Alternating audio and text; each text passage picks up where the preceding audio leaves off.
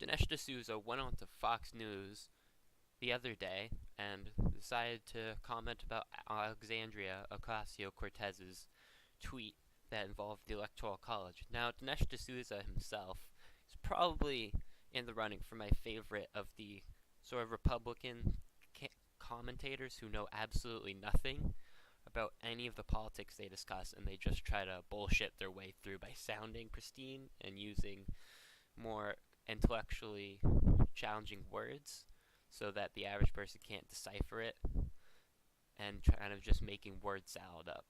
So in this clip, he doesn't even do that. He just goes for the classic avoiding the conversation entirely argument and kind of focusing on some semantics. So we'll just let the clip play, and you'll see for yourself. Democrat candidate Alexandria Ocasio-Cortez, in the hours after Brett Kavanaugh was confirmed to the Supreme Court, tweeted support for abolishing the Electoral College to prevent more Kavanaughs.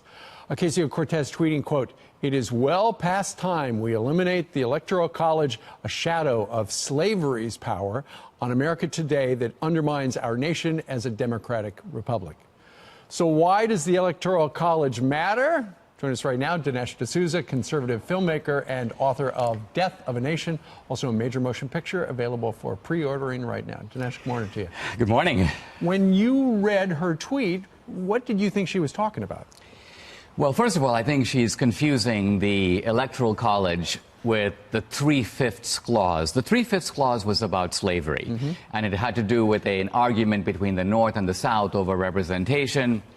Ironically, the North, which was the anti-slavery side, wanted blacks to count for zero because they wanted to reduce the representative power of the slave states. The South wanted blacks to count for a full person. So the Three-Fifths Clause, which is usually presented to show that the founders didn't consider blacks to be fully human, doesn't actually show that at all. Now, the Electoral College is a different matter. The Electoral College emerges out of this contest between the large states and the small states. Not an antiquated issue. We have that now. We have large states, we have small states. And if we had a system that gave power only to the large states, the small states would essentially be unrepresented. Absolutely. So the whole point of having, remember, the core of our founding is the consent of the governed. So to create a union, the founders needed the consent of the large states and the small states. The Electoral College is part of that arithmetic. Sure. But you know, Dinesh, the Electoral College has become a talking point for the left because, look at Donald Trump. He won the Electoral College but lost the popular vote. Same thing with George Bush. So we've heard this for a while. We've heard it for a while, and I think, you know, in this case, I'm not saying we shouldn't have a debate about this. The problem is that someone once said, you know, don't take a fence down if you don't know why it was put up in the first place. The founders had they had a philosophical statesmanship that tried to have powerful ideas but implemented in the real world. And the problem is today we don't understand. Our schools don't do a good job teaching the principles of the founding, so you can't have an intelligent debate about the founding, so you have this kind of fanaticism. So you're blaming her education? I'm blaming her professors, and I'm blaming her. All right. Dinesh D'Souza joining us live. Thank you, sir. My pleasure. So, right there, that was a load of bullshit. First off, for about half of that video, I'd say roughly half of that, he doesn't even go on to talk about the Electoral College. He decides to take a part of what Ocasio-Cortez said. Let me just skip back to where the actual tweet was. Right about... Nope. Well, while I'm finding that, right there. So, it is well past time we eliminate the Electoral College, a shadow of slavery's power on America today that undermines our nation as a democratic republic. So, it could be argued that she was trying to confuse that with the Three-Fifths Compromise, but it was probably just a reference as to how that slavery was around that time, and that the Founding Fathers were, as many people know, they were slaveholders, even though some of them disliked the institution of slavery. Thomas Jefferson saying that he disliked slavery even though he owned slaves. But really, this all comes back to Dinesh D'Souza not knowing anything, and here's why.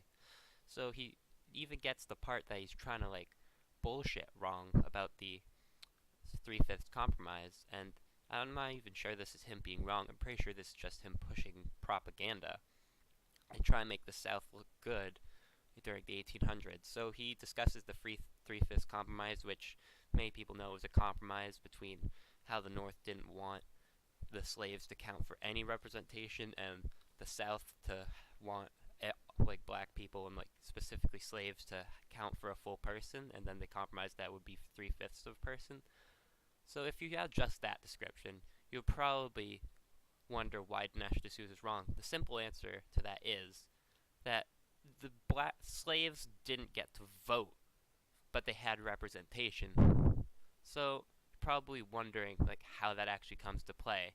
It would essentially just be the slave holders getting those votes and being able to vote for themselves, or even forcing the slaves to vote for them in their way, which just stems back to how, as you would collect more people, it would design a system where you could collect more and more humans to just vote for you. Essentially buying an early version of buying votes if it was a full person. And that system where you get a vote, but you really personally don't get to vote, that is just inhumane. And luckily we did eventually get rid of slavery, despite how Dinesh D'Souza would probably want it. So he spends about a minute there talking about that, the semantics argument, and once he gets into actually discussing the Electoral College, he doesn't even do a good argument of that. He tries the most famous argument and into a little history lesson where he just says that the small states are the reason why we have the Electoral College, because then the small states just wouldn't matter if we had a popular vote. And I'm here to tell you that that simply is not true, because right now with the Electoral College, the small states don't matter. It is just the swing votes. If you look at where Trump visited, he famously visited the Rust Belt mostly, and that's what won him the election in return, versus Hillary Clinton, who didn't even focus on the Rust Belt. And you wouldn't consider states like Ohio, Illinois, Indiana, Michigan, you wouldn't consider those the small states or the flyover states that many people refer to, such as North Dakota, North Dakota, South Dakota, Nebraska, Iowa, not Iowa because they have some special primary systems, but, the general Midwest area is usually considered the small state areas, and even states like Maine, where there aren't many people, those are considered the small states that are not represented, and he barely visited those. He mainly focused on the Rust Belt, which has large states. So the Electoral College, if that's its goal, it gets an F because it doesn't even do that. It just focuses on the swing states, which are most likely to just vote for whoever appeals to them more because they don't have any main leaning politically. There are many other reasons that Dinesh D'Souza doesn't even challenge that the left usually throws that are right, because he just wanted to get away with making fun of Ocasio for getting some historical fact wrong that she didn't even intend to talk about.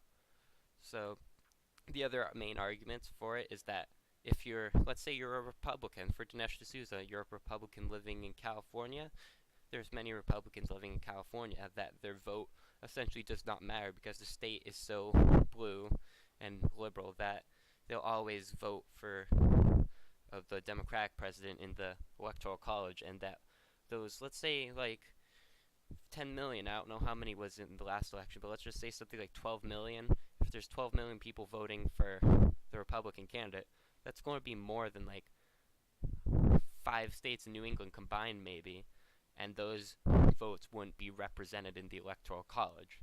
So you can have an insane amount. That's like, what, 3% maybe of the entire popular, maybe 3 or 4%. We've got like 300 million people, so that 12 million, that's like 4% of the United States' entire population that just wouldn't be counted just from California alone, if my math's correct. And it's probably off, but just comment about that below.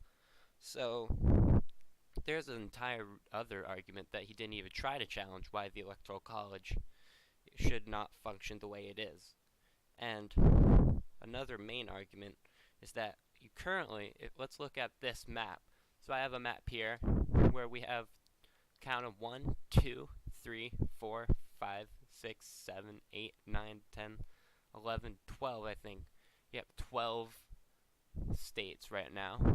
The 12 largest: Texas, California, Washington, Illinois, Ohio, Pennsylvania, New Jersey, New York, Virginia, North Carolina, Georgia, and Florida. So the 12 largest states currently have over half the Electoral College representation. So, in theory, a presidential candidate could just win based off of those 12 states if they tried to appeal to all of them. Now, not necessarily going to work in practice, but you can at least try to get a bunch of those states. And any system where it's designed to happen and it has a possibility of happening should never actually be considered, because eventually one day this could be what happens, where they just try to appeal to those 12 states and they'll just win and not even consider the small states. Like you see Montana, that has 3 electoral college votes. Why would you focus on that one when you could just focus on all these 12 that have the more power than the other 38 states combined? So the system doesn't even design for small states to win, so that argument is just, once again, we're just throwing it out. So many windows, you're going to have to get some more insurance on those windows. And the worst part about that, when it comes back to the main reason to get rid of it, the popular vote, when you look at this map right here, that's 58% of the total population, but when you consider that you only need 50%, you only need a majority of the people in those states to win, so 50%, that could be like 30%, maybe 30% at the extremist. So if you have less than 30% of your population deciding a candidate for you, you have some serious problems with your system. And so this is just a hypothetical, but it could happen. We've already had 2 times where less than half of the vote, and even like the second largest, not the most voted for person, has been appointed. We've had 2 in the last 18 years. That's quite concerning, especially if the demographics don't change.